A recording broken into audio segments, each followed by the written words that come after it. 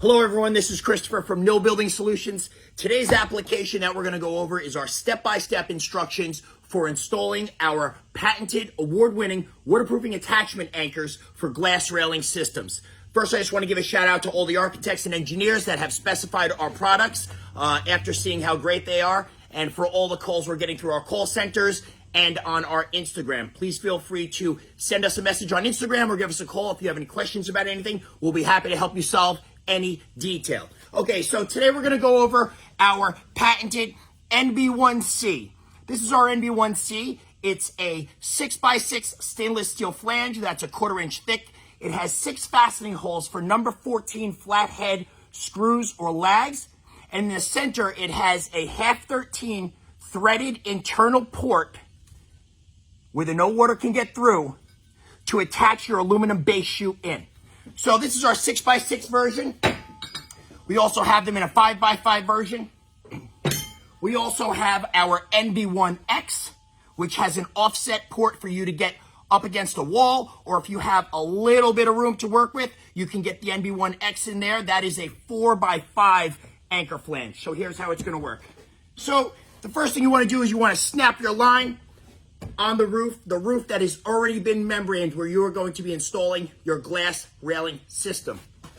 Once you snap the line, you're going to then line up the base shoe. So typically base shoes have attachment holes at the bottom of it. This is a Wagner shoe. It has the attachment hole every 12 inches on center. Different shoes will have different spreads for their attachment holes. So you want to line it up where it's going to go. Once it's all lined up, you will then mark out the holes because we are going to be drilling right through the membrane, right through the roof to put our anchors in and then fasten them down. So on our NB1C and our NB1X, the external post is 3/4 inch thick. So you want to use a 1-inch drill bit to give you a little bit of room to move the bracket around once it goes into the structure. And the external post is only 1 inch deep, so you go a little bit deeper than 1 inch into your structure. Here we go.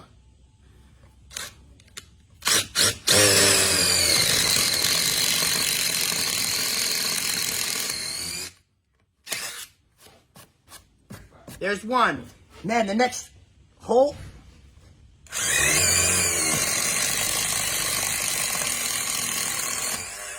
And you want to go down the line, down the line, down the line, pre-drilling the holes for all of the external posts for our anchors.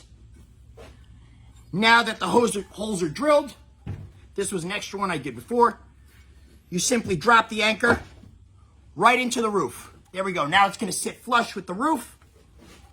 Put the other one, and you go down the line, down the line, down the line, putting all of our anchors into the holes in the roof. Next, you're going to take your base shoe back and line it back up before you fasten down our anchors.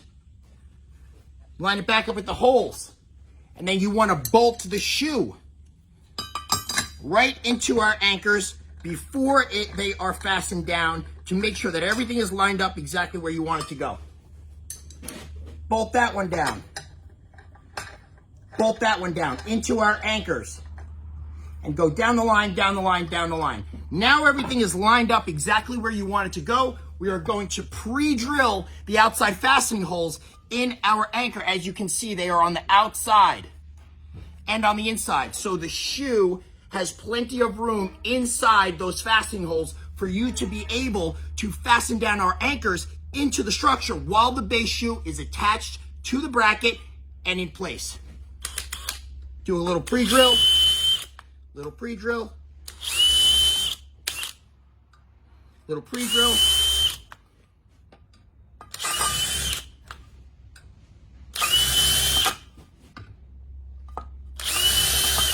Okay, now that they are pre-drilled, we're going to be using number 14 flathead lags. We recommend 3-inch lags. For this demo, I'm going to be using 2-inch lags. But in the structure, we recommend 3-inch lags for fastening these into solid structure. They have to be fastened into solid structure in order for this to work. You cannot fasten them into a shallow curb or anything like that. It has to be attached and fastened into solid structure. Okay, so here we go. So now that the holes are pre-drilled, we will now fasten down our anchors. There's one side. Then the other. Now the following hole. There we go. And the base shoe is staying exactly where it's going to wind up in the end, which is where it started in the beginning, when you lined it up with the chalk line for where the glass railing is going to sit.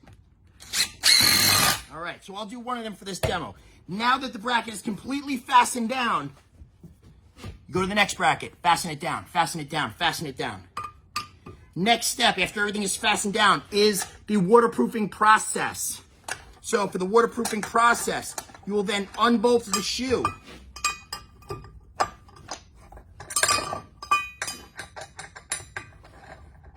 The next thing we're going to do after we unbolt the shoe is remove the shoe.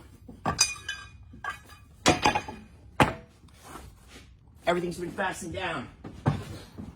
We're going to go into the membrane process. But let me tell you one thing real quick. The same process that you just saw me do right now into the wood structures, the same process, whether it's concrete or steel, same thing. Drill out the hole, drop it in, fasten it down. For the steel, you would be using self-tapping screws to attach into the steel, or concrete screws to attach into the concrete. Here we go.